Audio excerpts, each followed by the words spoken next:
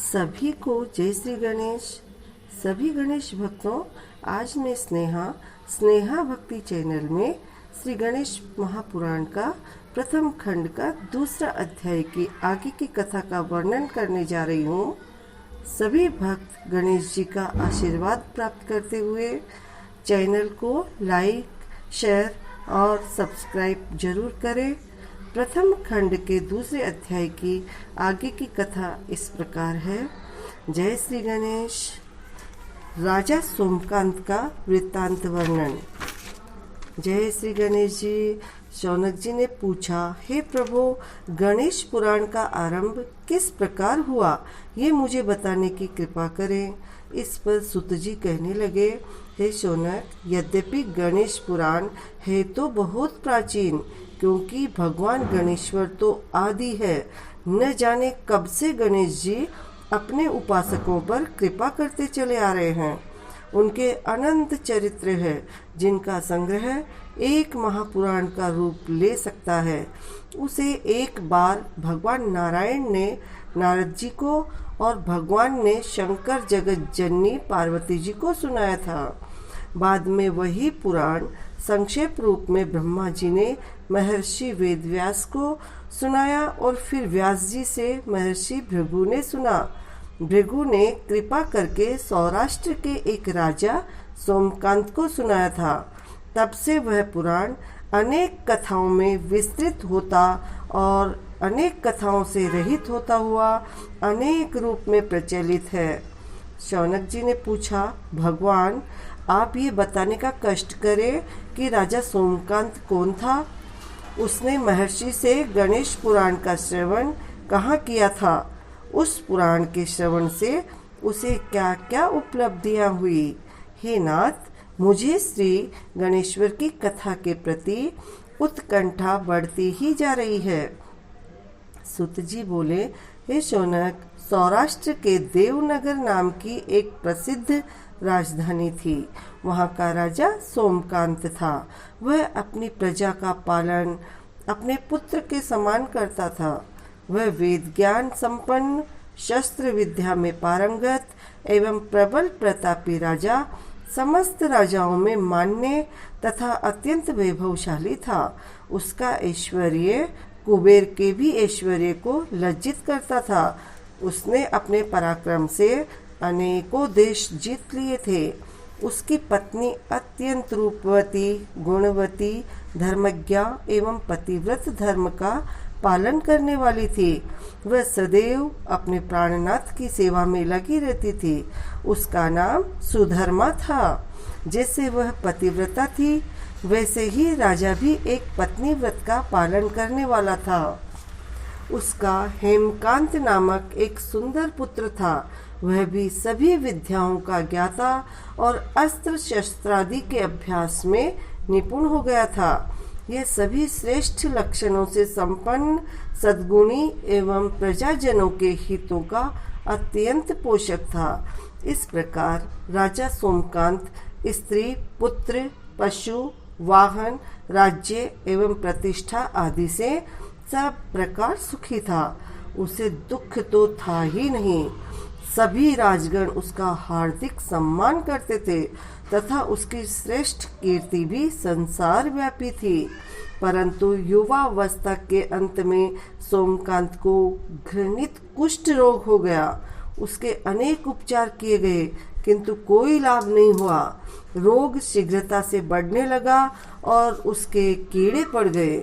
जब रोग की अधिक वृद्धि होने लगी और उसका कोई उपाय न हो सका, तो राजा ने अमात्यों को बुलाकर कहा, सुब्रतो, जाने किस कारण ये रोग मुझे पीड़ित कर रहा है। अवश्य ही यह किसी पूर्व जन्म के पाप का फल होगा। इसलिए मैं अब अपना समस्त राजपाट छोड़कर वन में रहूंगा। मेरे पुत्र हेमकांत को मेरे समान मानकर राज्य शासन का धर्म पूर्वक संचालन कराते रहें। ये कहकर राजा ने शुभ दिन दिखवाकर अपने पुत्र हेमकांत को राज्य पद पर अभिषिक्त किया और अपनी पत्नी सुधर्मा के साथ निर्जन वन में चल दिया। प्रजापालक राजा के वियोग में समस्त प्रजाजन अश्रु बहाते हुए उनके साथ चले।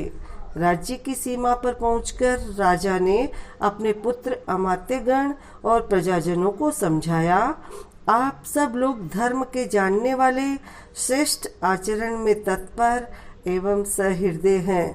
ये संसार तो वैसे भी परिवर्तनशील है। जो आज है वह कल नहीं था और आने वाले कल भी नहीं रहेगा। इसलिए मेरे जाने से दुख का कोई कारण नहीं है। मेरे स्थान पर मेरा पुत्र सभी कार्यों को करेगा, इसलिए आप सब उसके अनुशासन में रहते हुए उसे सदैव सम्मति देते रहें। फिर पुत्र से कहा, बेटा, ये स्थिति सभी के समक्ष आती रही है। हमारे पूर्व पुरुष भी परंपरागत रूप से वृद्धावस्था आने पर वन में जाते रहे हैं। मैं कुछ समय पहले ही वन में जा रहा हूँ, तो कुछ पहले या पीछे जाने में कोई अंतर नहीं पड़ता। यदि कुछ वर्ष बाद जाऊं तब भी मोह का त्याग करना ही होगा। इसलिए हे वत्स, तुम दुखित मत हो और मेरी आज्ञा मानकर राज्य शासन को ठीक प्रकार चलाओ। ध्यान रखना, क्षत्रिय धर्म का कभी त्याग न करना और प्रजा को सदा सुखी रखना। इस प्रकार राजा सोमकांत ने सभी को समझा बुझाकर वहां से वापस लौट आया और स्वयं अपनी पतिव्रता भार्या के साथ वन में प्रवेश किया। पुत्र हेमकांत के आग्रह से उसने सुबल और ज्ञान गम्य नामक 2 अमात्यों को भी साथ ले लिया। उन सब ने एक समतल एवं सुंदर स्थान देखकर वहां विश्राम किया। तभी उन्हें एक मुनि कुमार दिखाई दिया। राजा ने उससे पूछा, तुम कौन हो, कहाँ रहते हो? यदि उचित समझो तो मुझे बताओ। मुनि बालक ने कोमल वाणी में कहा, मैं महर्षि भृगु का पुत्र हूँ। मेरा नाम चेवन है। हमारा आश्रम निकट में ही है। अब आप भी अपना परिचय दीजिए। राजा ने कहा, मुनि कुमार, आपका परिचय पाकर मुझे बड़ी प्रसन्नता हुई। मैं सौराष्ट्र के देवनगर नामक राज्य का अधिपति रहा हूँ। अब अपने पुत्र को राज्य देकर मैंने अरण्य की शरण ली है। मुझे कुष्ठ रोग अत्यंत पीड़ित किए हुए हैं। इसकी निवृत्ति का कोई उपाय करने वाला हो तो कृपया मुझे बताइए। मुनि कुमार ने कहा, मैं अपने पिताजी से अपना वृत्तांत कहता हूँ, फिर वे जैसा कहेंगे आपको बताऊंगा।